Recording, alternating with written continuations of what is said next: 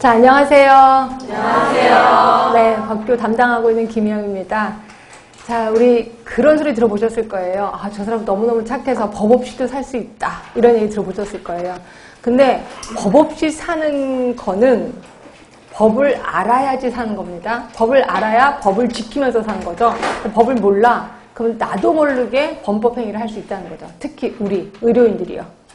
그래서 예를 하나 들어드리면 제가 알고 있는 이제 저를 스쳐 지나간 그 제자 중에 한 명이 그 동네에 헬스클럽을 다녔었대요. 헬스클럽에 이제 원장하고 친하게 된 거죠.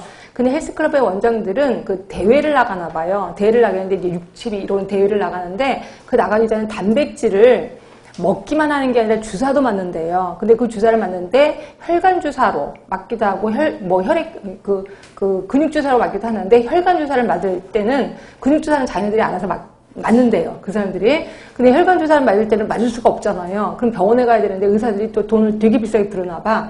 그러니까 간호사니까 이건 놔줘도 되지 않나요? 라고 얘기를 하니까 친하니까 원장이 오랫동안 다녔으니까.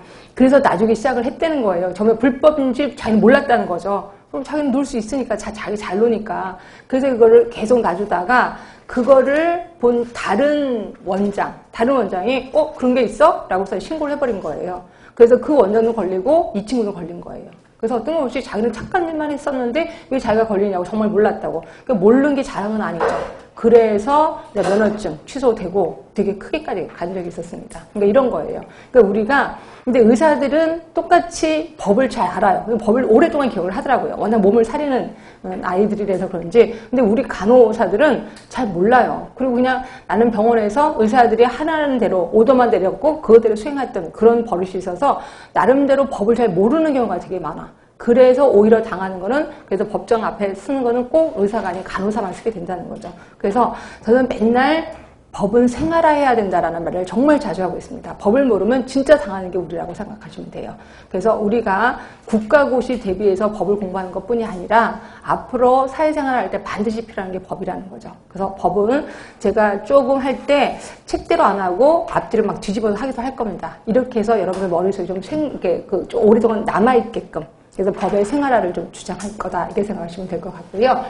자, 우리는 모두 11개의 법을 배울 겁니다. 11개의 법을 배우는데 이 중에서 가장 많은 부분이 의료법 6개나 나옵니다. 그래서 의료법은 제가 한 2주에 걸쳐서 굉장히 자세히 들어갈 겁니다. 특히 우리 의료법을 좀 많이 알고 계셔야 돼. 나중에 사회생활 할 때도 반드시 필요한 게 의료법이라고 보시면 되고요.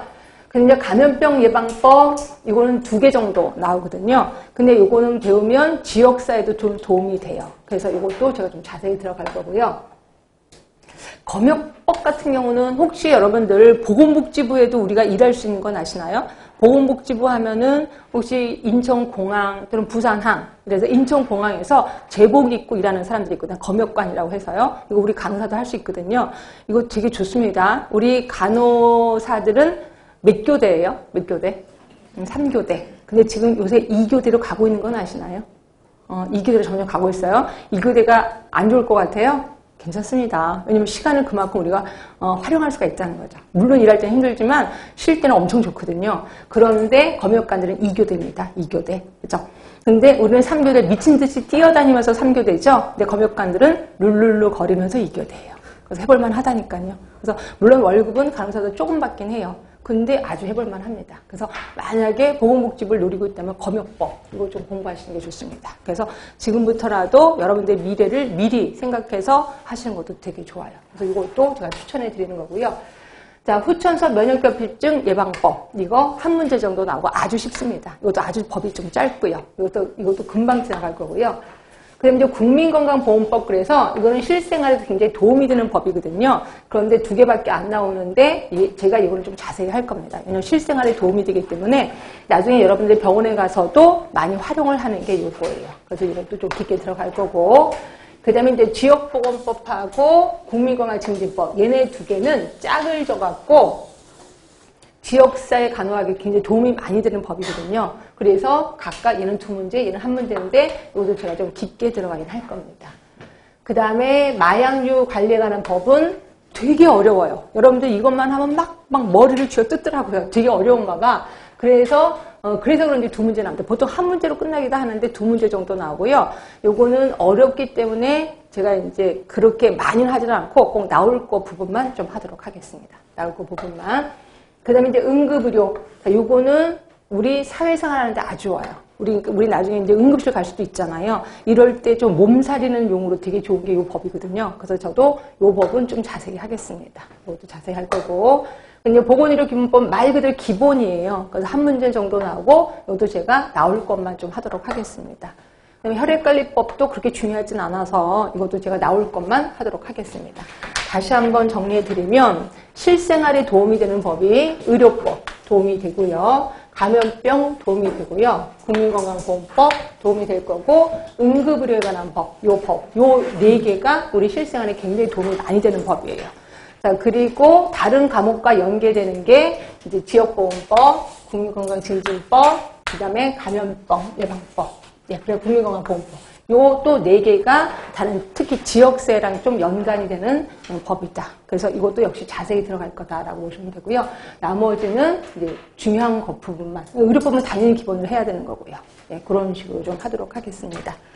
자, 그러면 법에 들어가기 전에 상식처럼 알아야 될 것들이 좀 몇 개 있어서 이거는 제가 모든 법에 다 적용이 되는 거기 때문에 이걸 미리 알려드리는 겁니다. 그러면서 제가 하면서 이거 예전에 알려드렸죠? 라고 얘기를 할 거예요. 그러면서 그 부분은 그때그때마다 한 번씩 뭐 생각하게 하고 이런 식으로 넘어가겠습니다. 일단 모든 법에는 항상 3개가 그 세트인 건 아시죠? 법이 있고 그 다음에 시행령이 있고 그 다음에 시행규칙이 있어요. 자, 법은 말 그대로 법이에요. 법으로 정해놓은 거고요. 그 다음에 시행령 하면은 이거는 대통령령이에요. 대통령이 명령을 내린 거예요. 대통령령. 그리고 시행규칙은 보건복지부령이에요. 보건복지부령. 다시 말해서 법을 정할 때는 이렇게 터프하게 크게 정합니다. 그걸 조금 더 구체적으로 정하는 게 시행령이고 이거보다 조금 더 구체적으로 하는 게 시행규칙. 그러니까 현실적으로 가까운 게 시행규칙이라고 보시면 될 것 같고요.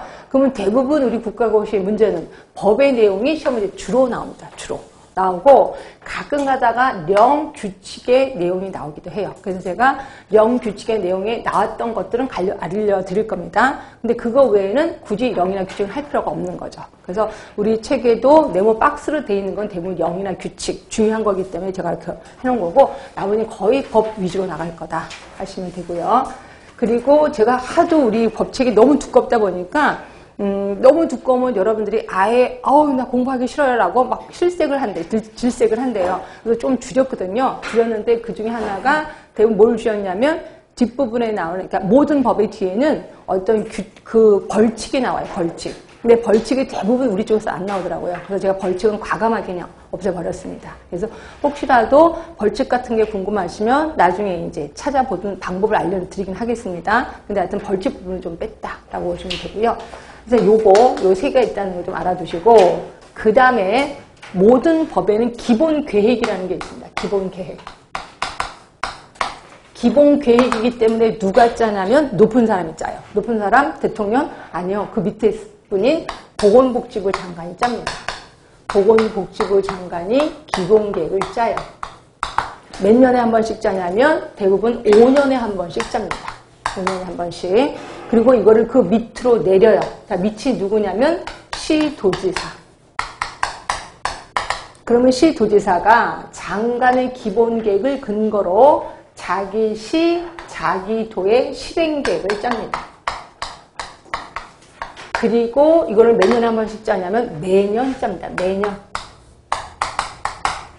자, 그리고 이걸 또 밑으로 내립니다. 그 밑이 누구냐면 시, 군, 구청장이에요.